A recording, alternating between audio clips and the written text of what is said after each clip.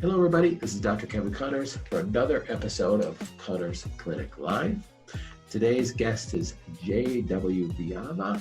He is a great addition to our clinic that his company has provided us with a way to detect, for our patients to detect mold in their homes.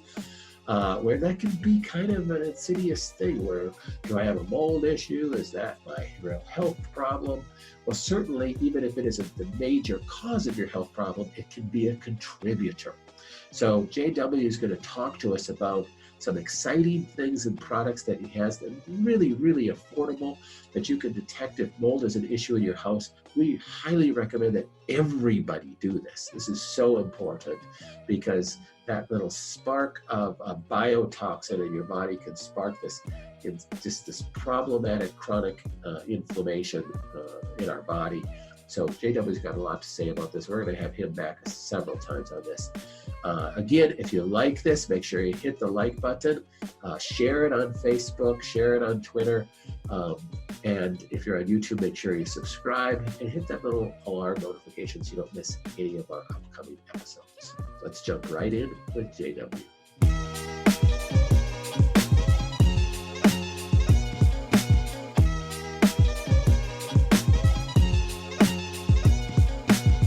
Hello again, Dr. Kevin Connors. I'm here with JW Biava. I met you at a seminar, a recent toxicology type seminar, when I saw a booth of yours that you do measuring of mold in people's houses, and that interested me greatly. Your costs were extremely reasonable, and that is always an issue with people, is that, how do I know if I have mold in my environment? In the current environment, it's hard to know if you had mold in your past environment, because you could have mold when exposure when you were 9 years old, and it'd be affecting your health now at 40, and you can't necessarily go back and test that environment. But if you have current exposure to toxins, mold being one of them, that's going to affect your health. So we want to be able to measure that, and that's what your company does so well. So explain to me, first of all, what your company does. Sure. Yeah, you nailed it. So we specialize in doing kind of a litmus test to see if the mold within your environment could be affecting your health. And so we like the principle of keep it simple. And what we use is just a basic auger plate like you'd use in any biology lab, charged with Sabrod dextrose auger. It's a 1 hour exposure to see if there's any potential amplified mold growth in the air that you're breathing, whether that's your home, school, work, car. And then we take it a step further, in that you can do some tap testing, where you're tap testing materials to see if they could be affecting your health. And that could be fabric goods like couches, clothing, pets, animal mounts, seats in your car, carpeting, anything that could be producing or storing the mold that then you're breathing and being exposed to. So we have some of your kits now in our store, and we're using them.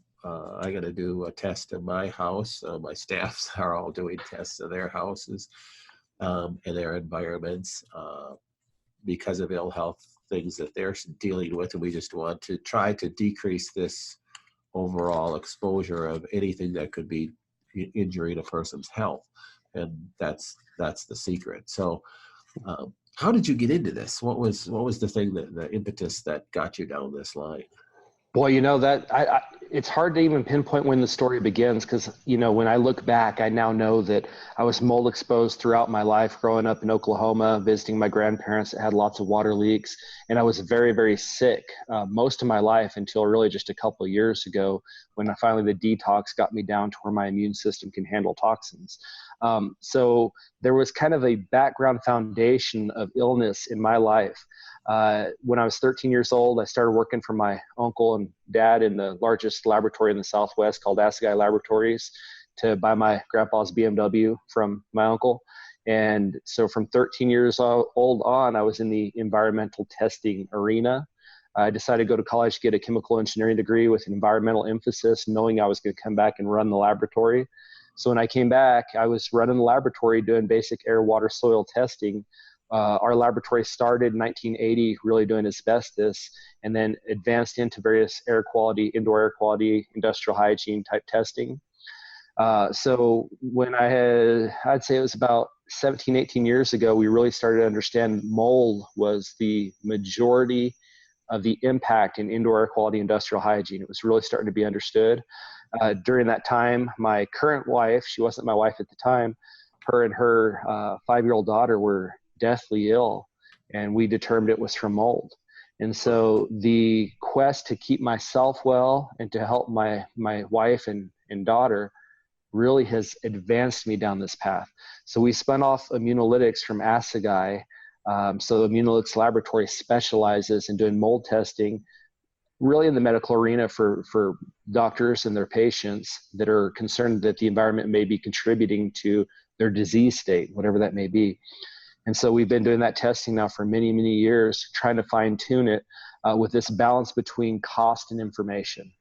So there's lots of tests to do mold, but we believe this is the best bang for the buck, where you're actually able to test the most areas. So hopefully the more tests you take, the more samples you collect, the more likely you are to find the mold problem, and also to kind of identify where the source may be.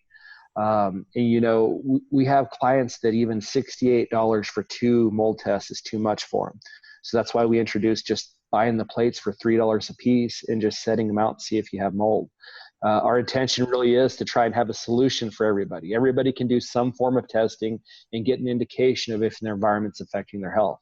Because as you well know, you got to have clean water, clean food, and clean air. That's really how you survive and how you really prosper. And so we focus on that air side. So it was probably about 20 years ago or so that still the medical community was kind of poo-pooing mold as an issue, until some research came out that just confirmed, you know, it beyond the shadow of a doubt.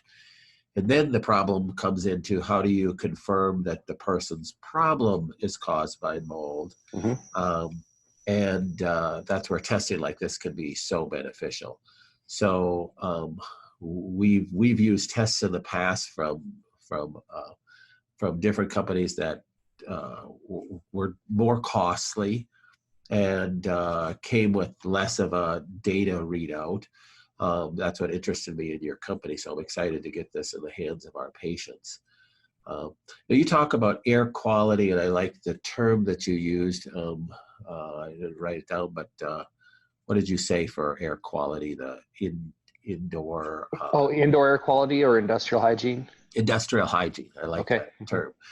Because we talk a lot about hygiene is really the cause of people living longer, as opposed to, you know, the vaccination or the introduction of medicines, though there's benefit to those as well.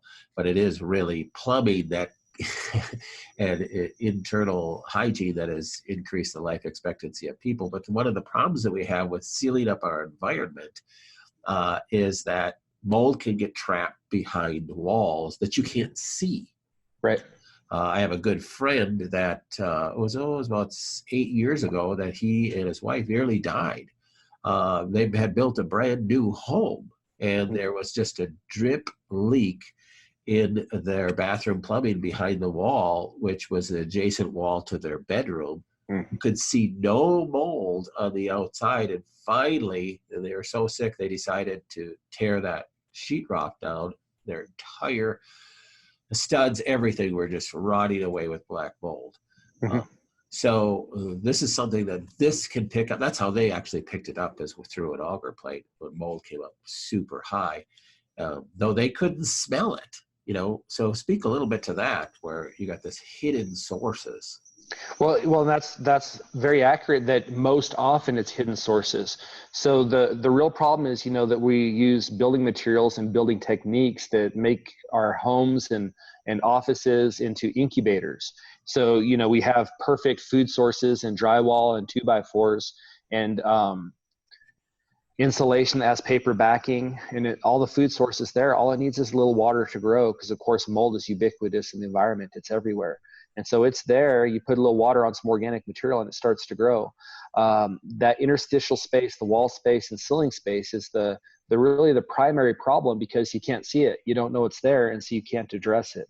If you have mold growing on the inside, the livable space side of the drywall, it's easy to diagnose, find, and take care of it. I tell people all the time, if you see visible mold, you don't need a test. Right. That you're gonna remove it under proper conditions. Now, after you remove it, you may want to test to assure that you did the job properly. But the testing is really for those hidden areas. It's to characterize your environment and see if there is something somewhere that you don't know about. To give you an example, I sold a house, and in between I rented this little house, and it looked great. They had just remodeled it, looked great. But man, I was getting sick in it. And my wife now and daughter, they were getting sick in it.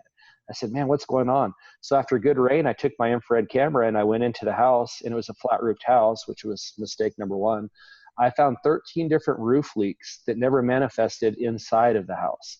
So the water was leaking onto the drywall and insulation in the ceiling, but not coming through the drywall. And so mold was growing in that interstitial ceiling space and making us sick. And we just couldn't see it, so we didn't know. So all of us battle this. I mean, even in my current house, I bought a house and spent a ton of money just perfecting it for my family with the best HVAC systems, MERV 16 filters, air purification systems, you name it. Just a really great system. And yet the previous owner, when they had this piping put together for this wet bar, they didn't glue the piping. They just kind of pressed it together. And same thing, it developed a real slow leak in the back bathroom, and that was kind of adjacent to the kitchen, was growing a ton of Stachybotrys. So without the testing, I wouldn't have known that. And that's black mold, what you just That's said. black mold. Yeah, Mm-hmm. that's that could really kill a person. Sure, and none of us are immune. Even me in the industry, I still fight mold problems. Yeah, and it's just like you said, it is ubiquitous. It's something that is everywhere. What brought a lot of it to light with me was about 15, 20 years ago. I heard this PhD researcher from the University of Toronto. I can't remember his name, but he was an expert in mold, and he was hired by the Canadian government to go around to different areas where they're having health issues. And he had his slide presentation that he gave us pictures of where you'd find mold. And one of the things that he drilled into us was that any crawl spaces, because mold is going to come up from the ground everywhere. Mm-hmm. You see it outside all the time, but air will carry it away, and you get that airflow that never causes any health concerns. But when you have a crawl space, and all it can do is go up, start growing on the floor joists. And that's part of the issue, again, with our construction. We are so involved with trying to save heat or save air conditioning costs that we don't want to open the windows and get some air flow through our house. And that can be a real major breeding grounds, I guess, then too. Sure. And really addressing mold problems is very simple in principle. It's kind of a little difficult to implement sometimes, but the first is you have to remove the source. There is no substitute for source removal. You can't do enough filtration or enough treatment to address a large mold problem. But if you remove the source, that's 90% of the battle. After that, you've got to ventilate. You've got to dilute out the toxins, the pollutants, the mold. And, in our neck of the woods, it's easy to do with ERV systems, the energy recovery ventilators, where you're bringing in 100% outside air, exhausting out the same amount, and the path crosses so that you recover your energy.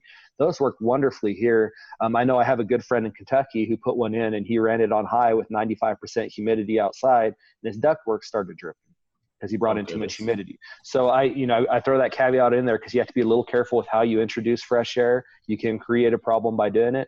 But then dilution, you just bring in fresh air. Opening windows is great, but nobody keeps their windows open 24 hours a day.